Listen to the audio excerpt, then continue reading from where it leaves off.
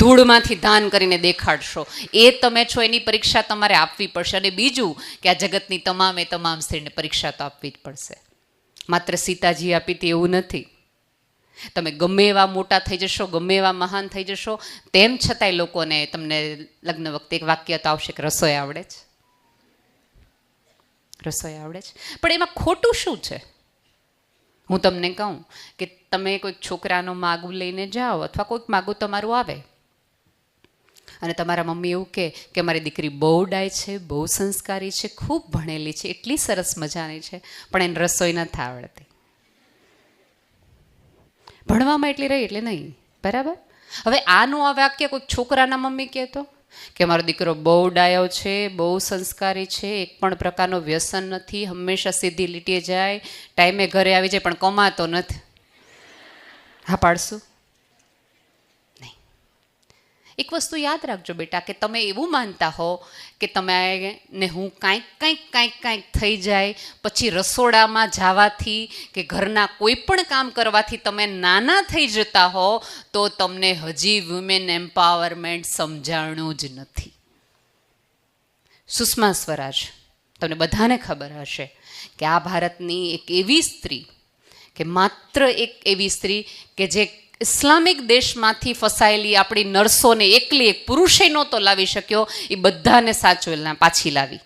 એ સ્ત્રી જ્યારે દિલ્હીમાં હોય, એના સસરાને એક વિશિષ્ટ પ્રકારનું એના ભીંડાનું શાક આવતું, સુષ્મા સ્વરાજ જે બનાવતા એ જ્યારે દિલ્હીમાં હોય સાહેબ, એ સ્ત્રી ભીંડાનું શાક બનાવીને ખવડાવતી. તેનાથી સુષ્મા સ્વરાજ ઓછી ન થઈ જાય. રાધર ગર્વથી કહી શકાય કે ઘરે સંભાળું છું, જીવને સંભાળું છું, જગતે સંભાળું છું અને 50 પુરુષોને સંભાળું છું. આટલું કરી શકશો? કારણ કે એટલે મને 1000 હાથવાળી કહેવામાં આવે છે.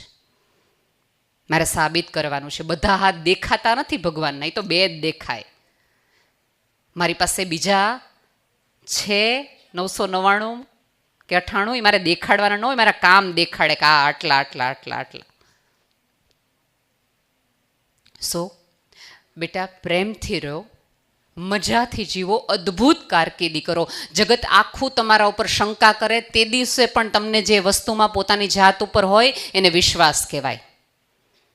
એ રાખવાનું રાખો.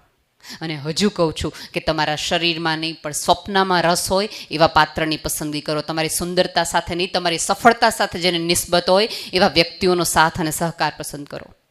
અને તમારા નિર્ણયો તમે લેવાના જાતે મક્કમ એટલા થાવ કે જેથી જગતનો કોઈ પણ વ્યક્તિ ન તમારા મમ્મી પપ્પાને સવાલ કરી શકે, ના તમને કોઈ કરી શકે. બાકી સવાલ તો તમારી દરેકને થવાના.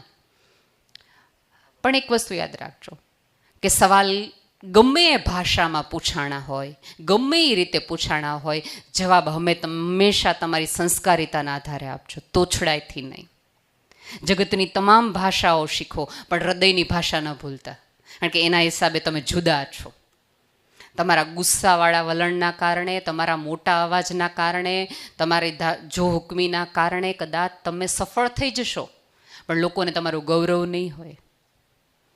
તમારું ગૌરવ ત્યારે હોય કે તમારી ભાષામાં, તમારા સંસ્કારમાં, તમારા ચાલમાં, તમારા બોલમાં, તમારા વલણમાં, તમારી આવન જાવનમાં એક લહેજો હોય, એક આવડત હોય, જેના કારણે લોકો તમને મિસ કરતા હોય. અને તમે એવું માનતા હોય કે સુંદરતાના આધારે બધું ટકી જતું હોય, તો દીપિકા અને ઐશ્વર્યા જેવી વ્યક્તિઓના ક્યારેય સંબંધ ન તૂટવા જોઈએ, એમને ક્યારેય ડિપ્રેશન ન આવવું જોઈએ. કે સફળતાય હતી અને સુંદરતાય છે, તેમ છતાં નથી. સો મમ્મીઓને વિનંતી કે તમારી દીકરી ઉપર શ્રદ્ધા રાખો, અને જ્યારે એ તમને કાંઈ કહે તો પહેલી વખત તમપડે આપણી તરુણાવસ્થા યાદ કરી લેવી, આપણી જુવાની યાદ કરી લેવી, જેથી કરીને એને ખીજાવાથી નહીં, એને રડવા માટે ગામના લોકોના ખભાની જરૂર પડે ને, એની બદલે તમારો ખભો આપો એને. અને સામેથી લડવા માટે સાથે રહ્યો, પડખે રહ્યો, જેથી કરીને એક ભૂલમાંથી બીજી ભૂલ થઈ ન જાય. પરછાઈ છો તો આપણે સાબિત કરવું પડશે. આ ગરુડના બચ્ચાઓ હોય ને, ગરુડનું એવું છે કે એ પોતાના બાળકને રાખે, મોટું કરે, પછી એને એમ લાગે કે મારા બાળકમાં ઉડવાની ક્ષમતા આવી ગઈ છે, પછી એ ખૂબ ઊંચે ફ્લાય કરે અને ત્યાંથી પોતાનું બાળકને નીચું મૂકી દે.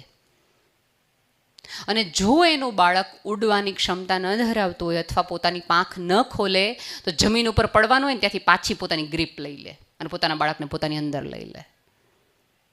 તમારા બાળકની આજુબાજુ રહ્યો, પડખે રહ્યો, પણ સતત સાથે ન રહ્યો. થોડા એવા કેપેબલ બનાવો કે એકલી આ જગતમાં લડી શકે, જીવી શકે, અને તમને ગળા સુધીની ખાતરી હોય કે આ જગતમાં ગમે એટલી ખરાબી હોય, ગમે એવો કાદવ હોય, પણ મારું ફૂલ છે એ ઉગી નીકળવા માટે જ સર્જાયેલું છે. અને અત્યારે તો કમળની સિઝન છે,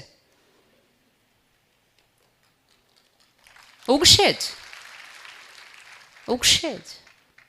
તમારા ઉગવા ઉપર ધ્યાન રાખો. અને બેટા, તમને પાંખો ઉપરવાળાએ ઉડવા માટે આવી છે, કોઈના પાંજરામાં બંધાઈ જવા માટે નહીં. તમારી મર્યાદાના પણ ન રાખો, તમારી આવડતના. અને જેમ મેં છોકરાઓની વાત કરી એમ જ be honest with boys also. કારણ કે અત્યારે એ મોટો પ્રવાહ છે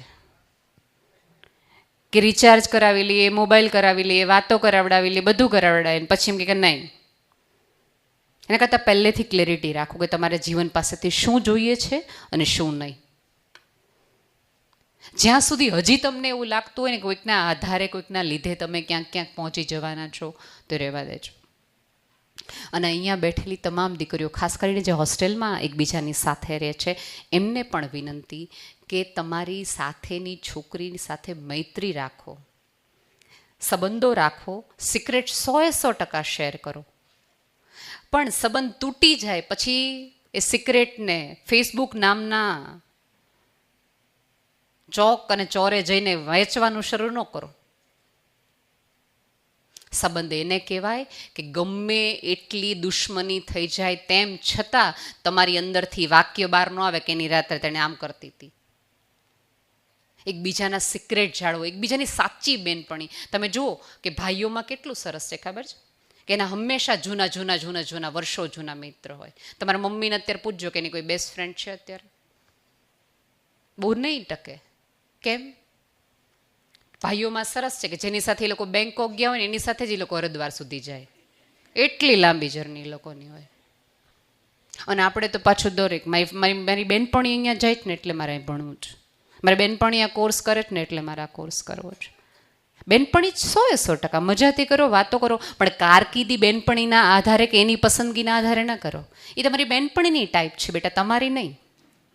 હે, થોડા પોતાના નિર્ણય લ્યો અને પોતાના નિર્ણયની જવાબદારી સ્વીકારો. એટલા મેચ્યોર બનો. એ તો તમે કીધું તેટલે હું ગઈ, તમે કીધું તેટલે ગઈ, ઓલી અહીં જાતી હતી એટલે હું ગઈ, એવું નહીં. કદાચ આ જગતની એક પણ વ્યક્તિ તમારી સાથે ન આવે અને તમારે પાણીપુરી ખાવા જવી હોય જય અંબેમાં, તો દિલથી જાઓ. તું આવ તો હું જાઉં, તો કે તો હું ખાઉં, તો કે તો હું આ લઉં.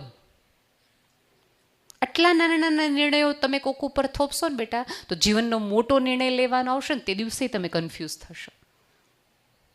અત્યારે નેટ પ્રેક્ટિસ કરો, નાના નિર્ણયો. જગતનો તમામ વ્યક્તિ એમ કહે કે આજે હું આ પાણીપુરી ખાવા તારી સાથે નહીં આવે, તો બધાને સ્માઇલથી ઇટ્સ ઓકે કહેવાનું રાખો. કાંઈ વાંધો નહીં. પોતાની જાતે, પોતાના એકલા, પોતાના જોરે પણ થોડું ફરવાનું રાખવું. કારણ કે તમારા મા બાપ તમને ભણાવે છે એટલા માટે કે જ્યારે એ આ જગતમાં ન હોય ત્યારે તમે એકલા આ ઘોર વનમાં એકલા ફરી શકો. આ 1000 વરુઓની સામે તમે આગળ વધી શકો. આ સીસીટીવી કેમેરા તો બેટા હવે આવ્યા, પણ જે દી નહોતા ને તે દિવસે પણ આ જગતની તમામ સ્ત્રી એક સીસીટીવી કેમેરામાં જ હતી. ક્યાં ગઈ, હું કરતી હતી, હું ખાતી હતી, હું બોલતી હતી. જે વૃદ્ધ દાદી હોય ને એને પૂછજો કે હતી જ.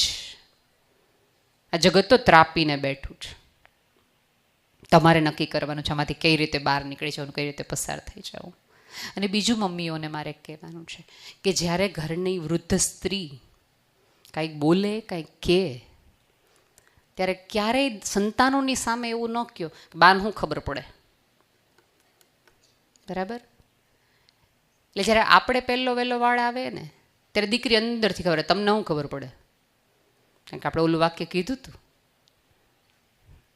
મોટાઓનો આદર કરતા શીખવાડો. અને મોટાઓને પણ વિનંતી છે કે તમારું પરિપક્વ હોવું, મોટા હોવું એટલે મોટાનું માન રાખવાનું અને નાનાનું મન રાખવાનું.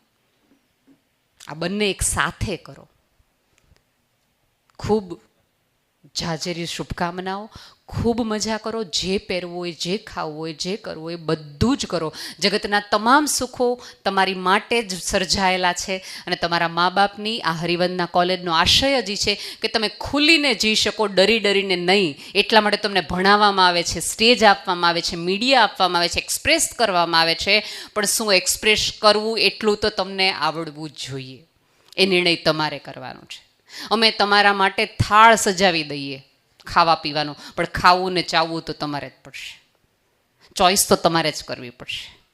લેવું તો તમારે જ પડશે, કારણ કે અંતે જિંદગી તમારી છે. અમે પ્રોક્સીમાં જીવી નહીં શકીએ,